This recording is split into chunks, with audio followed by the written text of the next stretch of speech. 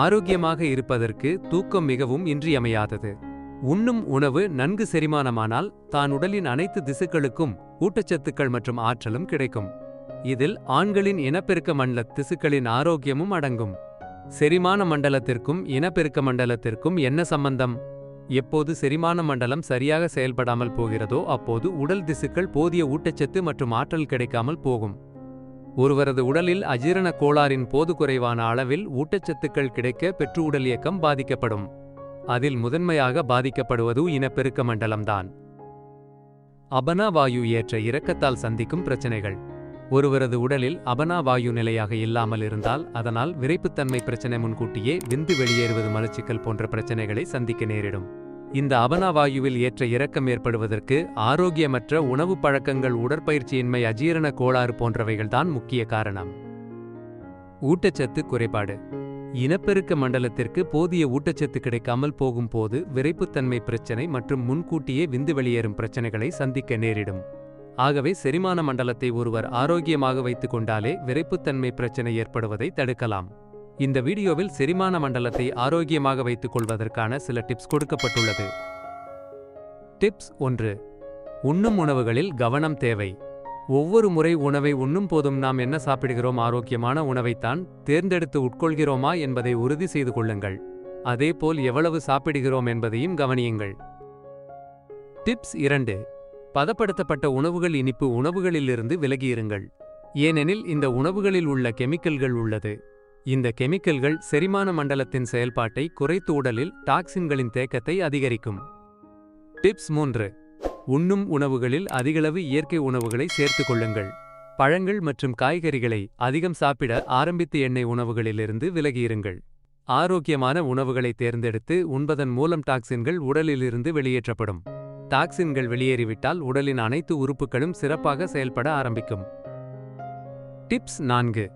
விரைப்புத்தன்மை பிரச்சனை, அஜீரண கோளாறு மற்றும் மலச்சிக்கலால் ஏற்படுவதால் சரியான உணவுகளை தேர்ந்தெடுத்து சாப்பிட ஆரம்பியுங்கள். குறிப்பாக மலத்தை இறுகச் செய்யும் உணவுகளை அறவே தவிர்த்திடுங்கள். அனுபவித்து இருக்கிறீர்களா? அப்போது உங்களுக்கு வாய் புற்றுநோய் இருப்பதை குறிக்கிறது. உலகளவில் புற்றுநோயால் மில்லியன் கணக்கான மக்கள் இறந்து வருகிறார்கள். புற்றுநோயில் பல வகைகள் உள்ளன. அதில் நுரையீரல் புற்றுநோய், குடல் புற்றுநோய், மார்பக புற்றுநோய், கர்ப்பப்பை வாய் புற்றுநோய் போன்றவற்றின் அறிகுறிகளை பற்றிய அறிவு நிறைய பேருக்கு இருக்கும். ஆனால் பெரும்பாலானோருக்கு சரியாக அறிகுறிகள் தெரியாத ஒரு புற்றுநோய் என்றால் வாய் புற்றுநோயாக இருக்கும். புற்றுநோய்களிலேயே வாய் புற்றுநோய் மிகவும் கொடியது. ஏனெனில் உணவை உண்ணும் வாயில் புற்றுநோய் வந்தால் எப்படி இருக்கும் என்று கொஞ்சம் யோசித்து பாருங்கள். நினைத்து பார்க்கும் போதே எவ்வளவு கொடுமையாக உள்ளது. எனவே இந்த புற்றுநோயில் மிகவும் கவனமாக இருக்க வேண்டும். வாய் மற்றும் தொண்டை பகுதிகளில் உருவாகும் புற்றுநோய் தான் வாய் புற்றுநோய். எந்த வகையான புற்றுநோயாக இருந்தாலும் அதை ஆரம்பத்திலேயே கண்டறிந்து சிகிச்சை மேற்கொண்டால் சிகிச்சை அளிக்க எளிதாக இருப்பதோடு உயிரிழப்பதை தடுக்கலாம். கீழே வாய் புற்றுநோயின் சில எச்சரிக்கை அறிகுறிகள் கொடுக்கப்பட்டுள்ளன.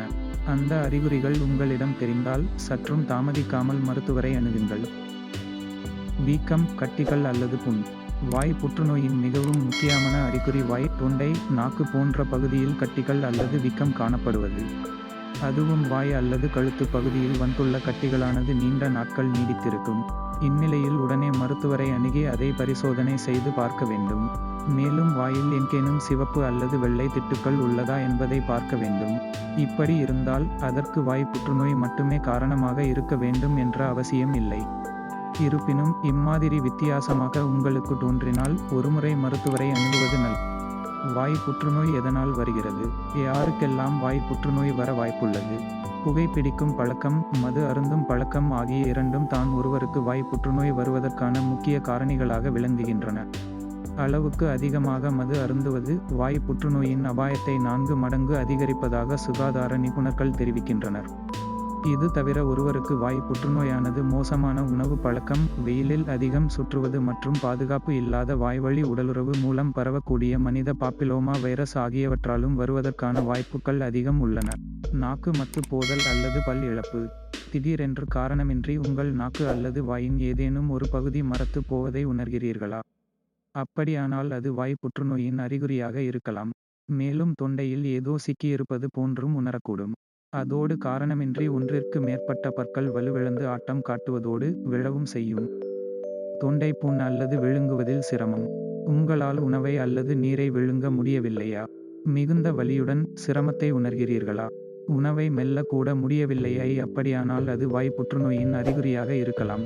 உங்கள் தொண்டையில் இப்படியான அசௌகரியமானது 6 வாரத்திற்கும் மேலாக நீடித்திருந்தால் சற்றும் தாமதிக்காமல் மருத்துவரை அணுக வேண்டும். ஏனெனில் இது வாய் புற்றுநோயின் அறிகுறியாக இருக்கலாம். எப்போது மருத்துவரை காண வேண்டும்? மேலே கொடுக்கப்பட்டுள்ள அறிகுறிகளை ஒருவர் 3 வாரத்திற்கும் மேலாக சந்தித்து வந்தால் சற்றும் தாமதிக்காமல் மருத்துவரை அணுக வேண்டும். வாய் புற்றுநோயை ஆரம்பத்திலேயே கண்டறிந்து சிகிச்சை பெற்று வந்தால் முழுமையாக குணமடைவதற்கான வாய்ப்பு அதிகம் உள்ளது. உடம்புல இந்த சத்து அதிகமானால் இதய நோய் முதல் சிறுநீரக செயலிழப்பு வரை சந்திக்க நேரிடும். உஷார். புரோட்டீன் உடல் ஆரோக்கியத்திற்கு மிகவும் இன்றியமையாத சத்தாகும். இது அமினோ அமிலங்களை உருவாக்குகிறது. நமது உடலானது இந்த அமினோ அமிலங்களைக் கொண்டுதான் தசைகள் மற்றும் எலும்புகளை வலிமையாக்கவும் சரிசெய்யவும் செய்கிறது. மற்றும் இது ஹார்மோன்கள் மற்றும் நொதிகளின் உருவாக்கத்திற்கும் பயன்படுத்தப்படுகிறது. மேலும் புரோட்டீன்கள் உடலுக்கு ஆற்றலையும் வழங்குகிறது. இப்படிப்பட்ட புரோட்டீனை தினமும் நாம் போதுமான அளவில் உட்கொள்ள வேண்டும். அதற்கு இயற்கை நமக்கு புரோட்டீன் நிறைந்த ஏராளமான உணவுகளை அளித்துள்ளது. என்னதான் புரோட்டீன் உடலுக்கு நன்மை விளைவிக்கும் சத்தாக இருந்தாலும் அதை அளவுக்கு அதிகமாக உட்கொண்டால் அதன் காரணமாக ஏராளமான ஆரோக்கிய பிரச்சனைகளை சந்திக்க நேரிடும். ஒருவர் ஒரு நாளைக்கு எடுக்கும் புரோட்டீனின் அளவானது அவரது உடல் செயல்பாடுகளை பொறுத்தது என்று நிபுணர்கள் கூறுகின்றனர். அதில் சராசரியாக பெண்கள் ஒரு நாளைக்கு 46 கிராமும் ஆண்களுக்கு 56 கிராம் புரோட்டீனும் பரிந்துரைக்கப்படுகிறது. அதிகளவில் புரோட்டீனை உட்கொண்டால் அதன் விளைவாக இதய நோய் முதல் சிறுநீரக இழப்பு வரை சந்திக்க நேரிடும் என்று மருத்துவர்கள் கூறுகின்றனர். இப்போது புரோட்டீனை அளவுக்கு அதிகமாக உட்கொண்டால் எந்த மாதிரியான பிரச்சனைகளை சந்திக்க நேரிடும் என்பதை காண்போம். உடல் பருமன். அளவுக்கு அதிகமாக ஒருவர் புரோட்டீனை உட்கொண்டால் அது ஆரோக்கியமற்ற உடல் எடை அதிகரிப்புக்கு வழிவகுக்கும். அதுவும் அதிகமாக புரோட்டீனை எடுக்கும்போது அது உடலில் கொழுப்புகளாக தேங்கி உடல் பருமனை அதிகரித்துவிடும். வாய் துர்நாற்றம். அதிகளவு புரோட்டீனை உட்கொண்டு கார்போஹைட்ரேட்டை குறைத்தால் அதன் விளைவாக உடலினுள் அழுகிய பழத்தின் துர்நாற்றத்தை ஏற்படுத்தும் கெமிக்கல்களின் உற்பத்தி அதிகரித்து கடுமையான வாய் துர்நாற்றத்தை சந்திக்க நேரிடும். எனவே இப்படிப்பட்ட சூழ்நிலையில் புரோட்டீன் உட்கொள்வதை குறைத்து நீரை அதிகம் குடித்து தினமும் 2 முறை பற்களை துலக்க வேண்டும். புற்றுநோய் அபாயம். அதிகளவு புரோட்டீனை உட்கொள்வது பல்வேறு ஆபத்தான ஆரோக்கிய பிரச்சனைகளான புற்றுநோயின் அபாயத்தை அதிகரித்து விடுவதாக ஆய்வுகள் கூறுகின்றன. மருத்துவர்களும் மாட்டிறைச்சி பதப்படுத்தப்பட்ட இறைச்சி போன்றவற்றை அதிகம் உட்கொள்பவர்களுக்கு குடல் மார்பகம் மற்றும் புரோஸ்டேட் புற்றுநோயின் அபாயம் அதிகம் இருப்பதாக கூறுகின்றனர். வயிற்றுப்போக்கு. புரோட்டீனை அளவுக்கு அதிகமாக உட்கொண்டு நார்ச்சத்தை எடுப்பதை குறைக்கும்போது அதன் விளைவாக கடுமையான வயிற்றுப்போக்கு ஏற்படும். எனவே இதை தவிர்க்க நீரை அதிகம் பருக வேண்டும், காஃபைன் பானங்களை தவிர்க்க வேண்டும், வறுத்த மற்றும் கொழுப்புள்ள உணவுகளை குறைக்க வேண்டும் என்று மருத்துவர்கள் பரிந்துரைக்கின்றனர். சிறுநீரக சேதம். அதிகளவு புரோட்டீனை எடுக்கும்போது அதன் விளைவாக சிறுநீரகங்கள்தான் அதிகம் சேதமடையும். ஏனெனில் அமினோ அமிலங்களில் நைட்ரஜன் அதிகம் காணப்படுவதால் அந்த நைட்ரஜனை வெளியேற்ற சிறுநீரகங்கள் கடினமாக வேலை செய்ய வேண்டியிருக்கும். எனவேதான் அதிக புரோட்டீன் சிறுநீரகங்களை சேதப்படுத்துகின்றன. இதய நோய். ஒருவர் உட்கொள்ளும் புரோட்டீன் வகையைப் பொறுத்து அது இதயத்தில் நேர்மறை மற்றும் எதிர்மறை விளைவுகளை ஏற்படுத்துவதாக மருத்துவர்கள் கூறுகின்றனர். அதுவும் தாவர வகை புரோட்டீன்களான பருப்பு வகைகள், நட்ஸ், விதைகள், மீன் மற்றும் கடல் உணவுகள் போன்றவை இதய ஆரோக்கியத்திற்கு நன்மைகளை ஏற்படுத்தினாலும் மாட்டிறைச்சி பதப்படுத்தப்பட்ட இறைச்சி போன்றவை உடலில் கொலஸ்ட்ரால் அளவு அதிகரித்து இதய நோய்களின் அபாயத்தை அதிகரித்துவிடும். எனவே எந்த வகை புரோட்டீனை நீங்கள் தினமும் எடுக்கிறீர்கள் என்பதில் கவனமாக இருங்கள்.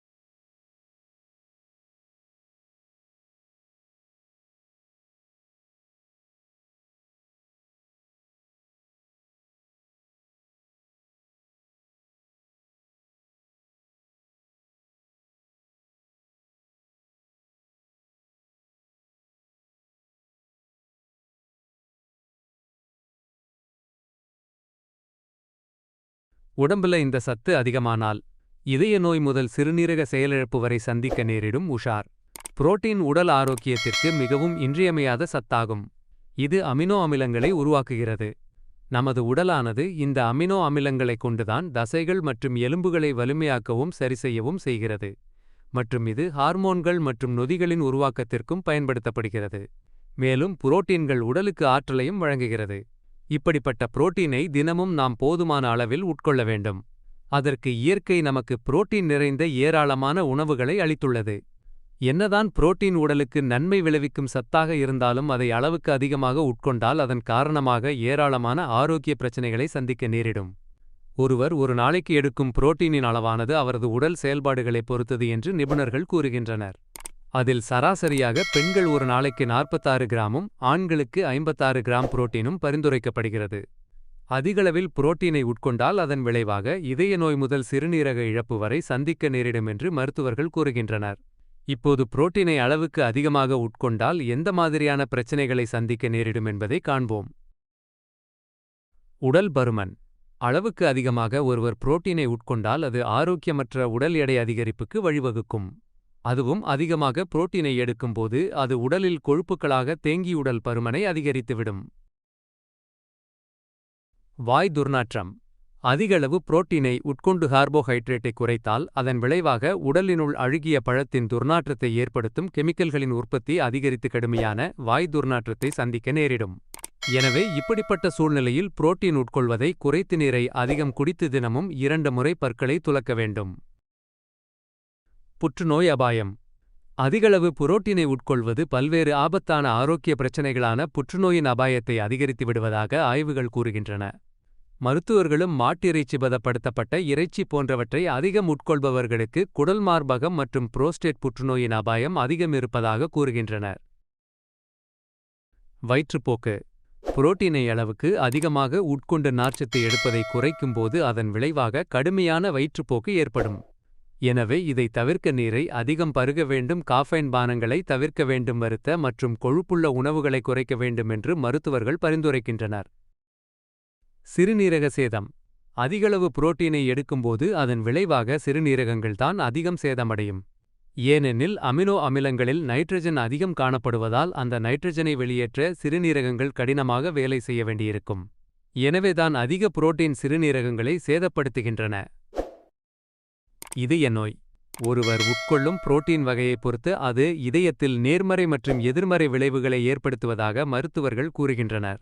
அதுவும் தாவர வகை புரோட்டீன்களான பருப்பு வகைகள், நட்ஸ், விதைகள், மீன் மற்றும் கடல் உணவுகள் போன்றவை இதய ஆரோக்கியத்திற்கு நன்மைகளை ஏற்படுத்தினாலும் மாட்டிறைச்சி பதப்படுத்தப்பட்ட இறைச்சி போன்றவை உடலில் கொலஸ்ட்ரால் அளவு அதிகரித்து இதய நோய்களின் அபாயத்தை அதிகரித்துவிடும். எனவே எந்த வகை புரோட்டீனை நீங்கள் தினமும் எடுக்கிறீர்கள் என்பதில் கவனமாக இருங்கள். காலை உணவில் தவிர்க்க வேண்டிய 5 உணவுகள். ஒரு நாளில் காலை உணவு மிகவும் இன்றியமையாதது. அதே சமயம் காலை வேளையில் சாப்பிடும் உணவுகளும் மிகவும் ஆரோக்கியமானதாக இருக்க வேண்டும். முந்தைய காலத்தில் மக்கள் பெரும்பாலும் ஆரோக்கியமான உணவுகளையே உட்கொண்டு வந்தனர். ஆனால் தற்போது உண்ணும் உணவுகளில் மாற்றம் ஏற்பட்டுள்ளன. இந்த உணவு மாற்றங்கள் உடல் ஆரோக்கியத்தை பாழாக்குகின்றன. காலை உணவானது நீண்ட நேர இடைவெளிக்கு பின் உட்கொள்ளப்படுவதால் புரோட்டீன், நார்ச்சத்து மற்றும் ஆரோக்கியமான கொழுப்புகள் என அனைத்து விதமான சத்துக்களும் உடலுக்கு கிடைக்கும் வகையிலான உணவுகளை தேர்ந்தெடுத்து உண்ண வேண்டும். அப்படி சாப்பிட்டால் தான் உடல் ஆரோக்கியம் சிறப்பாக இருக்கும் மற்றும் மதிய உணவு வரை வயிறும் நிரம்பியிருக்கும். தற்போது நிறைய பேர் காலை உணவாக செரில்கள், பிறட், பழச்சாறுகள் போன்றவற்றை காலை உணவாக உட்கொண்டு வருகிறார்கள். இவை அனைத்தும் உடலுக்கு ஆரோக்கியமானதா என்றால் நிச்சயம் இல்லை. இதுபோன்று பல தவறான உணவுகளை காலை வேளையில் பெரும்பாலானோர் உட்கொண்டு வருகிறார்கள். இப்போது எந்த உணவுகளை காலை உணவாக உட்கொள்ளக்கூடாது என்பதை காண்போம். சர்க்கரை நிறைந்த அல்லது அதிகம் சுத்திகரிக்கப்பட்ட செரில்கள். தற்போது செரில்களை நிறைய பேர் தங்களில் காலை உணவாக உட்கொண்டு வருகிறார்கள். ஆனால் இந்த செரில்களில் சர்க்கரை அதிகமாகவும் புரோட்டீன் குறைவாகவும் இருப்பதால் அது இரத்த சர்க்கரை அளவை சட்டென்று அதிகரிக்கும். மேலும் இது விரைவில் ஜீரணமடைந்து கண்ட உணவுகளின் மீதான ஆசையை அதிகரித்துவிடும். எனவே சர்க்கரை நிறைந்த செரில்களை உட்கொள்வதை தவிர்க்க வேண்டும். பலர் சர்க்கரை நிறைந்ததை தானே உட்கொள்ளக்கூடாது, சர்க்கரை இல்லாத செரில்களை சாப்பிடலாம் என்று நினைக்கலாம். இருப்பினும் அவை ஒரு நாளை தொடங்க ஏற்ற சிறந்த உணவாக இருக்காது. இவற்றை காலை உணவாக உட்கொள்வதை நிறுத்தாவிட்டால் உடல் பருமன், சர்க்கரை நோய், இதய நோய் போன்றவற்றின் அபாயம் அதிகரிக்கும். பேன் கேக்குகள். பேன் கேக்குகள் மிகவும் சுவையானவையாக இருக்கலாம். ஆனால் இவை ஒரு சிறந்த காலை உணவாக இருக்க முடியாது. ஏனெனில் பேன் கேக்குகள் சுத்திகரிக்கப்பட்ட மாவால் தயாரிக்கப்படுகின்றன. மேலும் இவற்றில் வெண்ணெய் மற்றும் சர்க்கரை சிரப்பும் இருக்கும். முக்கியமாக பேன் கேக்குகளில் கலோரிகள், சர்க்கரை, கொழுப்பு போன்றவை அதிகம் மற்றும் புரோட்டீன், நார்ச்சத்து போன்றவை குறைவு. எனவே இவற்றை காலை உணவாக உட்கொண்டால் அவை விரைவில் ஜீரணமடைந்து கண்ட உணவுகளின் மீதான நாட்டத்தை அதிகரிக்கும். Bread toast. தற்போது மிகவும் பிரபலமான காலை உணவாக பிரெட் டோஸ்ட் உள்ளது. ஆனால் இது தான் இருப்பதிலேயே ஆரோக்கியத்தை சீரழிக்கும் மிகவும் மோசமான காலை உணவு. இவற்றில் புரோட்டீன் மிகவும் குறைவு. மேலும் இந்த பிரெட் டோஸ்டில் வெண்ணெய் சேர்க்கும் போது கலோரிகள் அதிகரித்து உடல் பருமனுக்கு வழிவகுக்கும். பூரி. தமிழ்நாட்டில் பூரி மிகவும் பிரபலமான காலை உணவு. ஆனால் பூரி எண்ணெயில் பொரித்து எடுக்கப்படுகிறது. காலையில் வெறும் வயிற்றில் எண்ணெயில் பொரித்த பூரியை உட்கொண்டால் அது அசிடிட்டி மற்றும் நெஞ்செரிச்சலை உண்டாக்கும். மேலும் பூரியில் புரோட்டீன் இல்லை மற்றும் கலோரிகள் அதிகமாக இருக்கும். எனவே பூரியை காலை உணவாக உட்கொள்வதை தவிர்க்க வேண்டும். பழச்சாறுகள். நிறைய பேர் காலையில் சாப்பிட நேரம் இல்லாததால் பழச்சாறுகளை குடிப்பார்கள். பழச்சாறுகளில் ஊட்டச்சத்துக்கள் மற்றும் ஆன்டி ஆக்சிடென்ட்டுகள் அதிகமாக இருந்தாலும் அவற்றில் சர்க்கரை அதிகமாகவும் நார்ச்சத்து குறைவாகவும் இருக்கும். எனவே காலை வேளையில் பழச்சாறுகளை குடிப்பதற்கு பதிலாக பழங்களை அப்படியே சாப்பிடுவதே சிறந்ததாக இருக்கும். தேங்க்யூ ஃபார் வாட்சிங் மை வீடியோ. இந்த வீடியோ பிடிச்சிருந்தால் லைக் பண்ணுங்கள், சப்ஸ்கிரைப் பண்ணுங்கள், மறக்காமல் நோட்டிஃபிகேஷன் பட்டன் ப்ரெஸ் பண்ணுங்கள்.